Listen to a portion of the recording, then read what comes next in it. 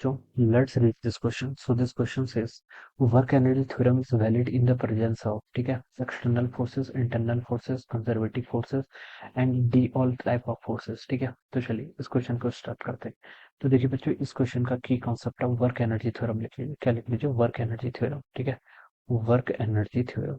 ठीक है, this will be the key concept of this question. ठीक है, वर्क एनर्जी थ्योरम। तो हमसे पूछा गया कि किस कंडीशन में वैलिड है। ठीक है बच्चों, देखिए वर्क एनर्जी थ्योरम ना एक ऐसी थ्योरम है जो किसी भी चीज पर डिपेंड नहीं करती है। ठीक है, वर्क एनर्जी थ्योरम का देखिए स्टेटमेंट ये है कि work done by all the forces, जितने भी फोर्सेस हैं, फोर्सेस कंजर्वेटिव हो, नॉन कंजर्वेटिव हो, इंटरनल हो, नॉन इंटरनल हो, सॉरी एक्सटर्नल हो, कुछ भी बोल लीजिए, उन सबका जो वर्क डन होता है वो ऑलवेज किसके इक्वल होता है, चेंज इन काइनेटिक एनर्जी। और काइनेटिक एनर्जी का चेंज कितना होता है, फाइनल माइनस इनिशियल। ठीक है, तो ये आपका स्टेटमेंट है। This is a general statement of work energy theorem.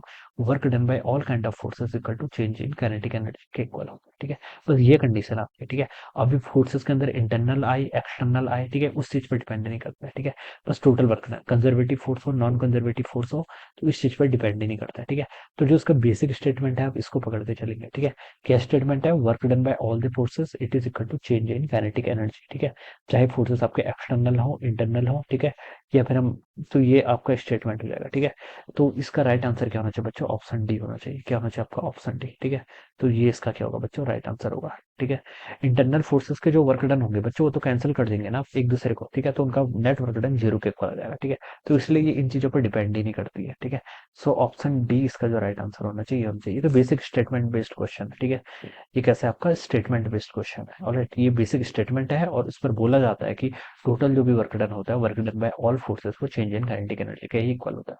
So I hope you understood this concept. All the best and thank you so much.